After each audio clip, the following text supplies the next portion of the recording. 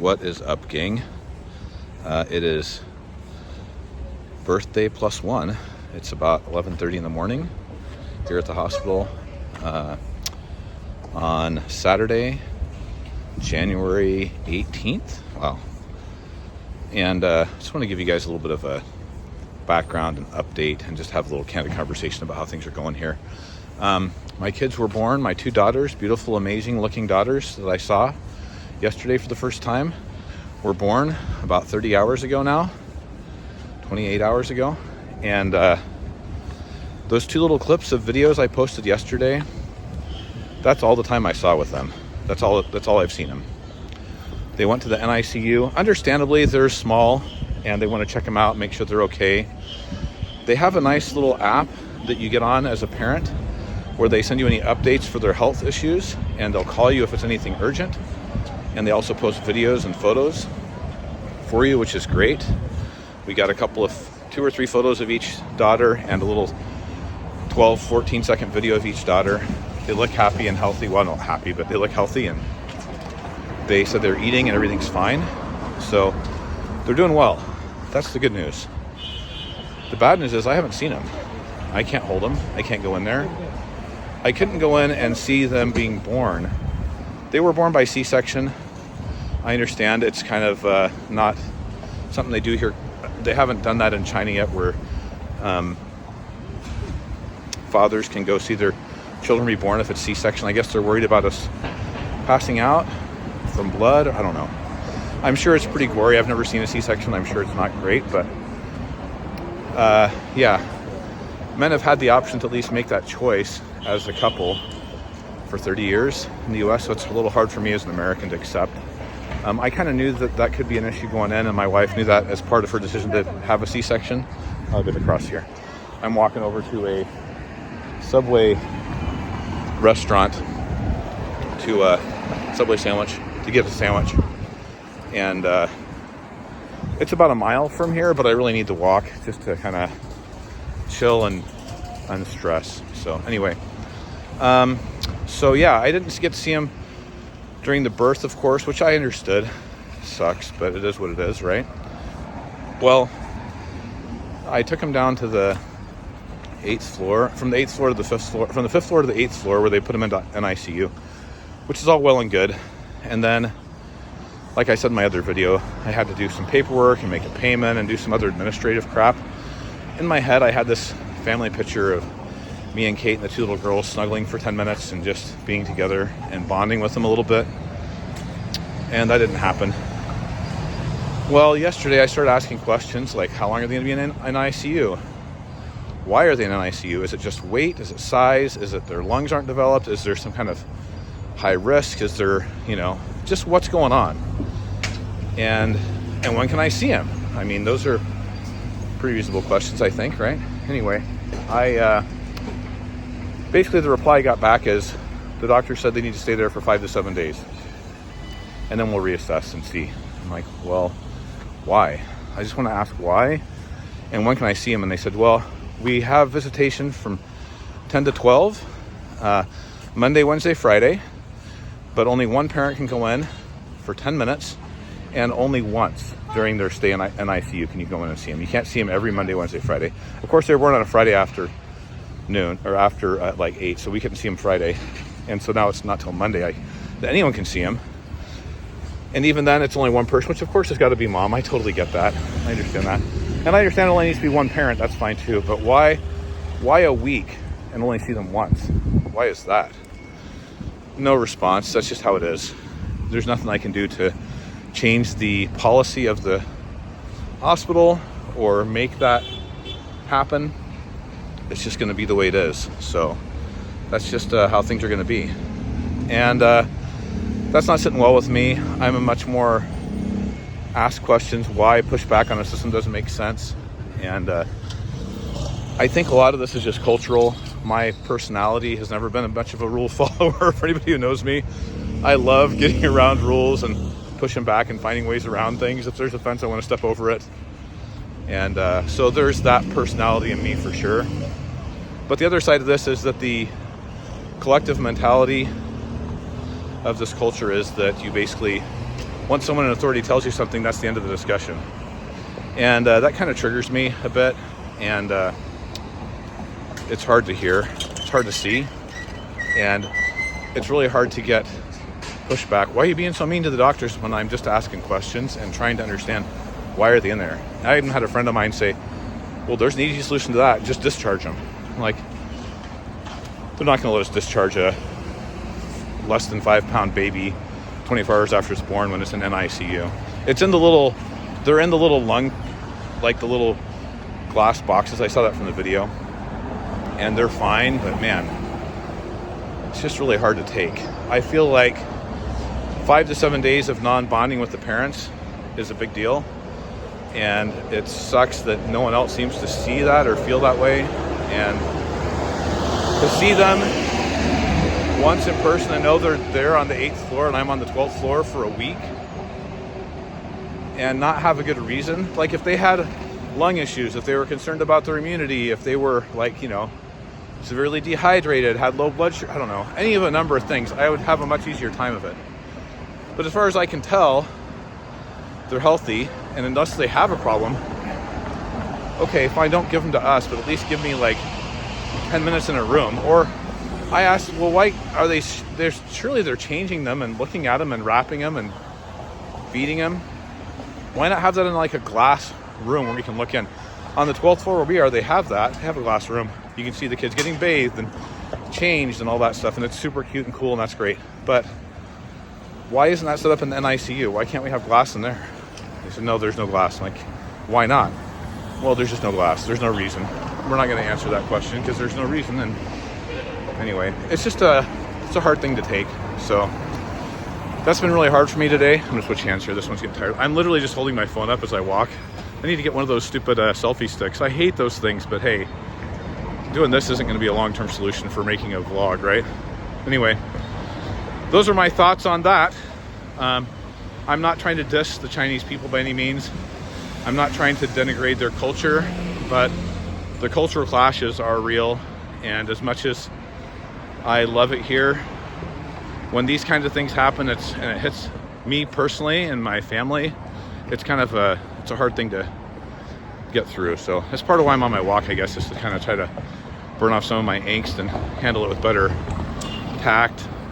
But at the same time, I read up on why men are allowed in the delivery rooms at all, and some brave men who wanted to see their children be born shackled themselves to the hospital bed of their wives as they're going into labor and said, I'm the only one with the combination.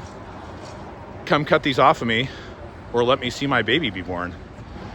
And that's what changed the law in the US. And so that mentality is something that I definitely have. So for better or for worse, that's how I feel about it. Anyway, those are my thoughts on that. I'm going to end this here, but I have another message I want to post. So sorry, I have a bit of a cold still. It's not bad, but it's not great. Anyway, another issue I want to talk about is, why did we come to China? Like, I think what I want to do is give an interview with my wife before I give you my reasons. Maybe I'll do that. Maybe I'll ask her what her opinion is on the decision matrix we used to decide to move here 2 months ago to give birth in China.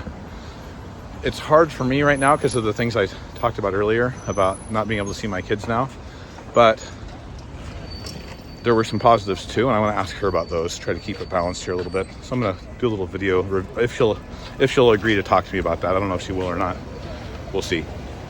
I haven't really tried to make her a huge part of this vlog yet, but she's a big part of my life and I want to include her. And the decision to come here was, you know, our decision together. I have my reasons, but I want to hear hers. So we'll see what she says. And maybe there's something we can work out. Talk about that. I am a little concerned. I went to this Subway yesterday, Subway restaurant, but there were no guards at the little gate I walked through. I just snuck in behind someone else who had an ID card. I don't know if they'll let me through this gate again to go to the Subway restaurant or not. It's like inside someone's community. This is a really weird place for a Subway. Maybe there's some other way to access I don't know about, but I'll ask them if I can go in and eat. They saw me yesterday, so maybe they'll let me in. We'll see. Okay, that gate back there I just walked through. I don't have a local card to get in here, but I talked to the guard and said, hey, I just want to eat at the Subway down there. Can I eat at the Subway restaurant? I'll come right back. I promise I'm not going to steal anything. He's like, yeah, that's fine. So he let me through, which is nice. Anyway, as I'm walking here, I got about 0.4 miles, I think. I'm going to I want to just talk to you guys a little bit about some of the reasons for coming here. I've seen a lot of my wife's friends express their surprise at her coming back here for having a baby. In fact, she knows some people who've come to the U.S. specifically to have a baby.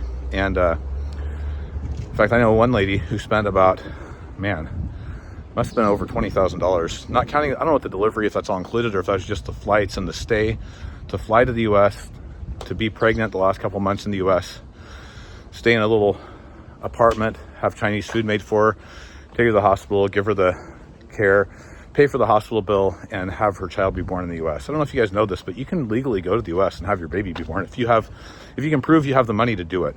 They don't want you to come and like have the government pay for that, but if you have money, you can come to the U.S. and have a baby legally. It's totally fine. You can even come in and tell them that's what you're doing. It's not against the law to have a child and to come into the U.S. with the intent of having a child in the U.S. It's totally okay. Just pretty interesting. That's cool. Anyway, so with people paying thousands of dollars to come to the U.S. to have a kid with an American passport, why would we come back to China, right? Like, my kids are going to have American passports, by the way. That's just kind of what we decided to do. It's easier on their visas, and travel, going to Europe or anywhere else in the world is much easier with that. So that's good. But I'm not really sure other people's thoughts, but kind of hear some of our thoughts on this, why we did this. I would say first and foremost, my wife's family is here. She has her mom and dad, older sister, older brother, younger brother. So her 3 siblings and her parents are all here in China, and they're all nearby. Her mom is about 67, 68 years old and lives a couple hours from here. She's planning on coming in next week to help us with the babies when they come back to the house. That's a story for another day. Okay, I'll tell you this a little bit. This is a very side note here, but her mom said, oh yeah, I want to help with the baby. And in fact, I've got these 12 chickens. I'm like, what? Yeah, I've raised these 12 chickens organically, fed them nice, good food, let them walk around. They're very healthy chickens. I want to bring them with me to the city of Guangzhou and basically give you a chicken every day or whatever to help your recovery with protein and such, right? Which is great. Sorry, I still got the cold. This guy's cutting in front of me. Okay, I'll go this way. Anyway, so Kate's like, Mom, it's the big city here. I don't know about you taking 12 chickens on the bus or having my brother-in-law go pick them up, or I could pick her up or whatever, but she's like, it'd really be better if you just kill the chickens in the countryside and don't be killing them on our front porch every morning. The blood would make a mess, the feathers, it's nasty smell. It's not fun. She's like, what? Why would I? Anyway, I just have this picture in my mind of this little, not even 5 foot, 68-year-old lady. Good health, very skinny, super jet black hair. Nicest lady ever, super kind. But just like lugging 12 chickens around in a big basket or something, alive, just cluck, cluck, cluck. Oh my gosh, that sounds amazing. So that sounds really funny and interesting. Very cool cultural thing. I love that. That's really neat. Anyway, that's beside the point. But the point is, Kate has family here. Her sister is helping us now. She's been here at the hospital the last 2 nights, and very useful, very helpful to have her, especially with the administrative paperwork and junk when they were born, to have an extra set of hands to help Kate. Like right now, she's there at the hospital while I'm walking to Subway to get some food. She'll be there for an hour on her own, and then I'll get back and we'll trade off, which is totally great. It's awesome having family help, right? I have family in the US too, but it's her family. She's the mom. It's her kids. I totally get that, which is fine. So that's part of the reason. I'd say part of the other reason is the ease at which we can get help for her, like in terms of having like a full-time maid or 2 even to help us with take care of Kate and her food needs and help with the babies and getting them changed and feedings and all that jazz. Like, twins is not easy. I'm not a young buck anymore either. I kind of want my sleep. Kate wants her sleep, I know. She's 40.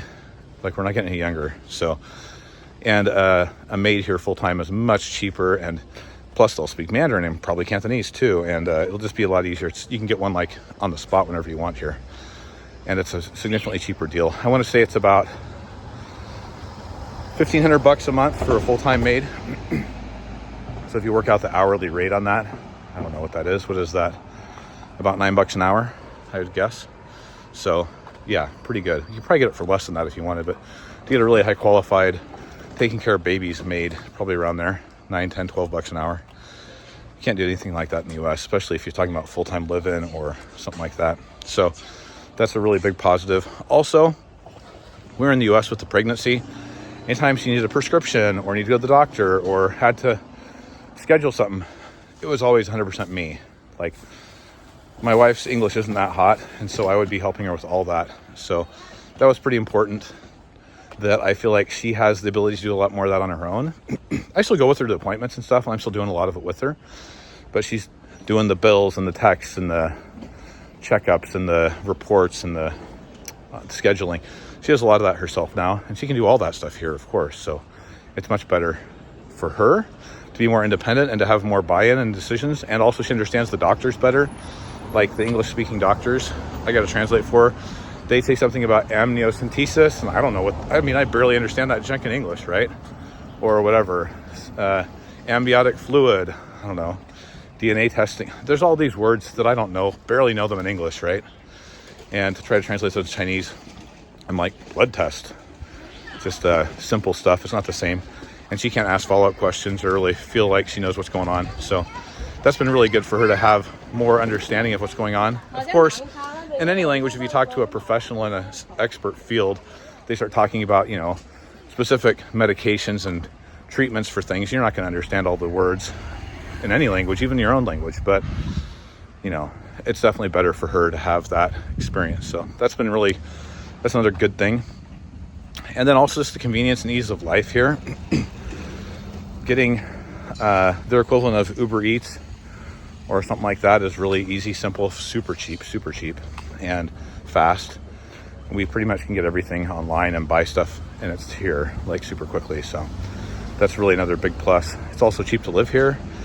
The lifestyle is really good. Now that we're living in a nicer place where we have a parking space right outside our house, we can get right to and from our kitchen, from our car. We're 15 minutes from a Sam's Club, so we can buy in bulk and save money with that. The quality of life is really pretty good, and we have a nice place, so it's nice. It's about the same as we're paying in the US for our mortgage as we're paying for rent here, so it's not much different. And I really like it here, and I can do my job from anywhere, so that's really another big plus. So anyway, I've arrived at the Subway restaurant, so I'm gonna order some Subway. Maybe I'll show you guys what that's like. So I came in from down that way, just walked about 0.4 miles, Subway restaurant. Eat fresh, baby. So I'm gonna come in here and get some food. Order it here. See the veggies they have here. There's no black olives. And cheese is also extra. I think you actually might get cheese free, but I never get cheese on my subs. They've also taken mustard off. They used to have yellow mustard. Now they only have mayonnaise, Thousand Island, honey mustard, ketchup, spicy pot style sauce, BBQ, and chipotle spicy. If I get chipotle spicy on one, I don't know, we'll see. I'm getting one with chicken breast and one with roast beef today. Yesterday I had turkey and ham, so I'm going to switch it up. 2 footlongs. One for now, one for dinner.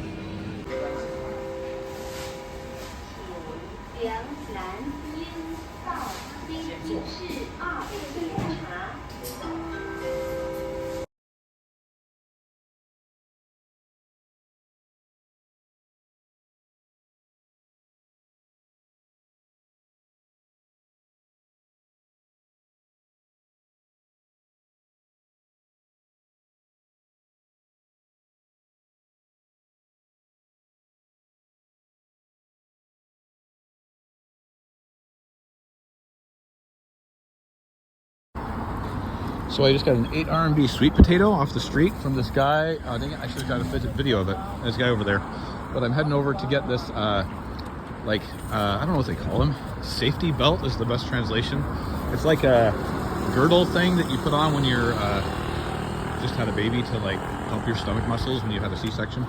My wife bought one, but it's a little too small, so I'm buying. It's about a 15-minute walk over here to this place. I needed to walk anyway, so I'm gonna eat my sweet potato and enjoy the morning. It's a nice day out. Just so you guys my lunch. See here, I paid 67 RMB for this. There's no tax or tip in sit-down restaurants. I ate half of the pizza. I ordered way too much. This pizza is corn and chicken. It's actually really good. And I've got a spaghetti with meat sauce here, a little bit of Parmesan on top, some tomatoes. It's good. I've had that before. You can tell what kind of restaurant this is. It's a nice sit-down, upscale restaurant. You know what it's called? Pizza Hut, baby. This is how Pizza Hut rolls in China. Pretty awesome. I paid $6 for the pizza and $4 for the pasta. Hard to beat that. It's not even, yeah, it's right at 10 bucks. 67, less than 10 bucks. It's like 9. So I guess this is like 5.50 and 3.75, something like that. Anyway, pretty good. I'm only gonna eat half that pizza and I'll take this back to the hospital. I gotta get back. Okay, so it's Sunday the 19th, about 4 p.m. And I have an update for you guys. Some of you may have heard that, oh my gosh, we're having trouble seeing the kids. The way the system is set up here, the kids are in the NICU unit, which is right here. You can see that here. And the way it's set up, you have an app that you can use on your phone to communicate with the NICU people, and they send you daily pictures and videos. But the way the system is set up, they give you a card, and you can see the kids one time while they're in the NICU for 10 minutes per mother and per father. So I would see them 10 minutes, and they're going to be in there 5 to 7 days. It's been 2 days, 2.5 almost now.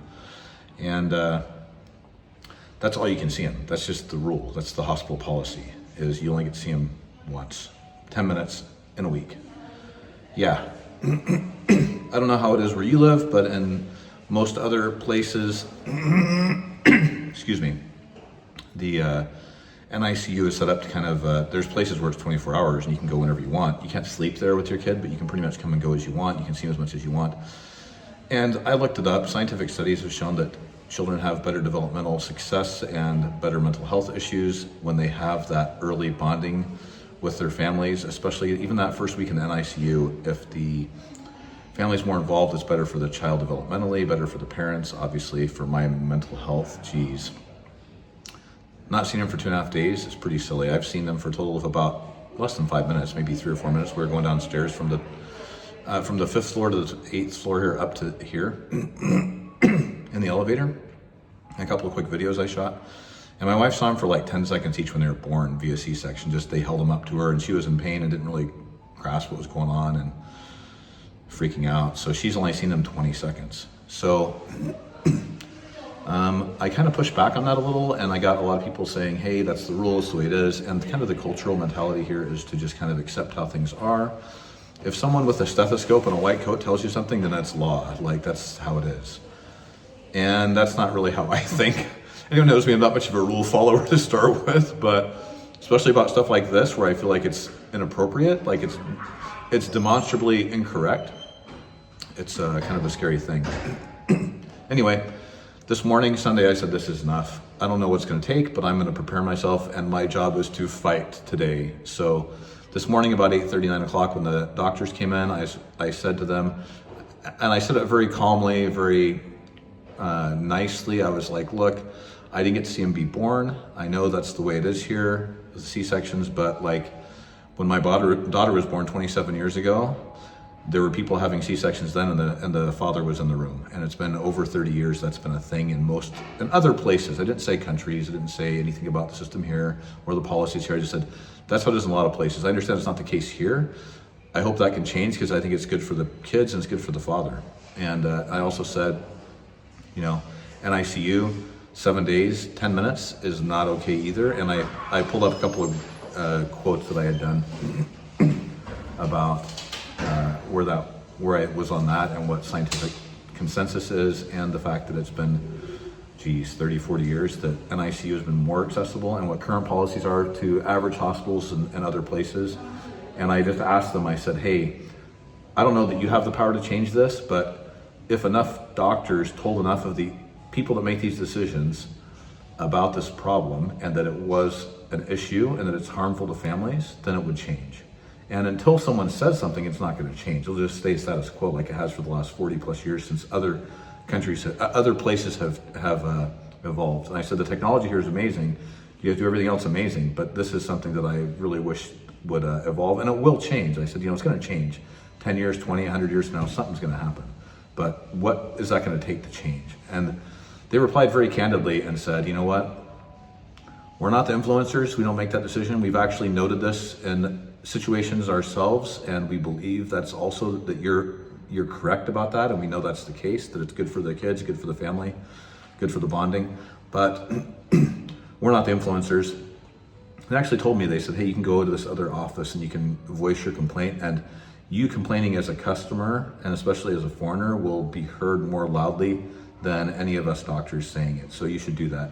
They're closed today, so I can't do that. So that doesn't help me much. But I wasn't confrontational. I wasn't like antagonistic. I wasn't angry, but it was from my heart. It was an emotional thing for me.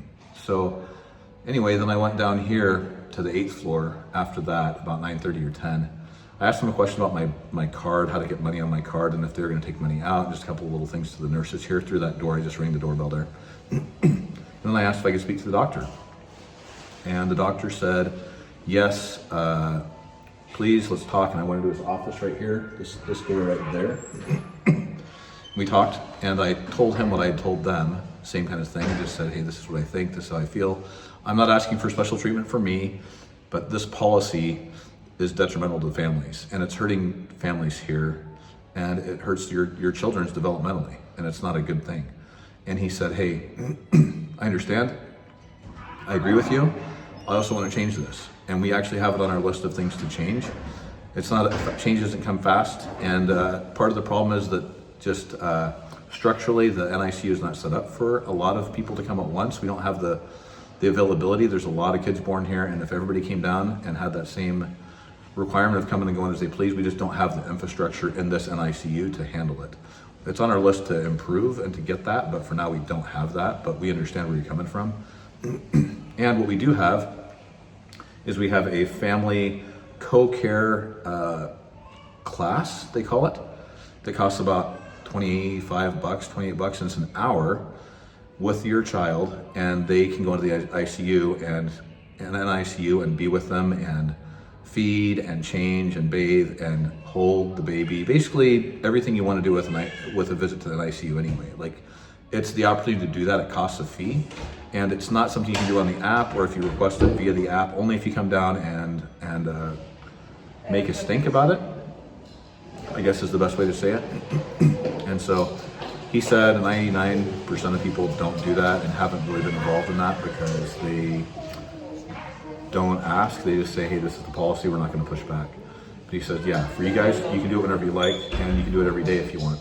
And so for 1 hour a day, one parent can go in and see the kids and be with them. And so anyway, so I scheduled for Kate for 3:30, and she had been kind of pushing back on, don't rock the boat, don't say anything negative. I'm not trying to say anything about the authorities here. I feel like they're doing as best they can with the restrictions they have, and I'm not complaining about that. I'm just asking the question of how is that going to change and when, right? And the fact that they do have this available is great. And so we booked it, and she's in there right now. Kate's seeing her kids for the first time, and it's really cool. I'm glad. So I brought her down here in this wheelchair. I'm waiting for her to come out. And I'm really grateful that they have that in place. It is kind of sad that unless you raise a stink, no one knows about it, and it's too bad for other people, but it was really cool because once I got back, I told Kate, I'm gonna pause it for just a second here, I'm sorry. Anyway, so I don't know what happened, I had a sore throat. I don't think the pause helped. Anyway, I went back upstairs and I texted Kate and said, hey, you got an appointment to see your kids at 3:30 for an hour. She was like, holy F. Like this guy, man. She knows I don't take no for an answer, and she was really happy. And I was just really happy for her. And she's kind of been bragging to me about her friends, and her friends are saying, oh, he's gonna be a good dad because he cares and this and that. I'm like, it's not about that, it's about the policy being changed, and the fact that there is a vehicle to see your kids is great, and I want to take full advantage of that. An hour a day is not enough, but it sure is a hell of a lot better than 10 minutes a day, 10 minutes a week. So she's in there seeing him now. The older kid, the older of the two, Kennedy, is doing really well and growing fine, and she seems to be pretty good. But the younger of the two, Kira, I gotta get used to saying their names. Kira is having a little bit of stomach issues. She's not holding her formula down as well. She's kind of spitting some of it up. She's not gaining weight as fast as they like. She's not doing badly, she's just not doing amazing.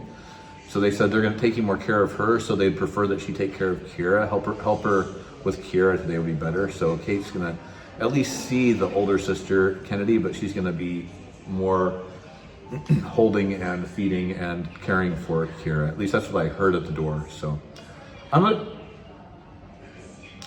not able to go in, but I'm really happy for her. So that's a win, right? And I gotta say, it feels really good to fight the system when you feel it's not great. So I posted it on some social media, and I got a lot of friends giving me lots of support, and I'm really grateful. And things are good. Things are going to be good. I'm grateful for what we have, and the baby and mom are everybody's healthy. It could be a lot worse. Like, things are good, but it was quite the roller coaster of emotions for me today. It's been crazy. There's been a lot of things going on. I will give you guys one more little insight. It's pretty interesting. The way they do things here is just really unique. They have, when Kate first came up from her OR from getting the C-section, she had some blood and some nastiness around. They were trying to clean it up, and they're like, "Hey, do you have wet wipes?" I'm like, "Yeah." We had 2 big packs of like wipes to wipe down. I had to give some to them. I gave one of the packs to the NICU, and I gave a bunch of diapers, probably like 50, 75 diapers. They don't provide diapers or wipes for your kid in NICU or in the hospital at all. You have to bring them yourself. The good news is they don't charge you for them like a hospital would. So like, hey, I'm okay with that. If I'm paying, street prices on my diapers in the hospital, that's a really good thing, right? So I can't complain about that. But I'm up there and they're like, "We need to have you go buy wet wipes." And so Kate's like just back from the OR, and I'm like freaking out, just like my mind is spinning about not being able to see my kids and trying to pay this bill, and then seeing Kate with lots of nastiness going all over. And they're like, "No, you got to go downstairs and buy some wet wipes down on the first floor." And the elevator's a disaster, takes forever. Anyway, that's just how it is here. It's really interesting. If you want something, like, go out and buy it. So this morning, my wife had this like a girdle that she's been using since the C-section to help her with her stomach muscles, and it was a little too big. So they asked me to go buy it, and so I had to, this is the doctor actually. This is the one I talked to. Anyway, I'll pause it for a sec while he's done talking. Okay, I don't think they're going to be finished talking anymore anytime soon, so I'm just going to talk over them. So listen attentively, everyone, if you care. Maybe I'll put subtitles on myself. Woo! Anyway, I went to go buy this girdle. I went across the street, and there's a place that sells like formula and diapers and like healthcare problems, stuff for moms, basically maternity stuff. But they don't have these girdles. So I asked her where they might have them, and she told me the name of the store. I wasn't going to know it or remember. She's like, "It's down there." Just pointed in the general direction, like, that ain't going to do it. So I had her type it into my GPS, and I found it on there, and I walked. It's about a 20-minute walk, so it was a good thing I had her do it. I would never have found it otherwise. I go down there and look, and they only have one girdle. It's the same size as the one she has, so it didn't help me much.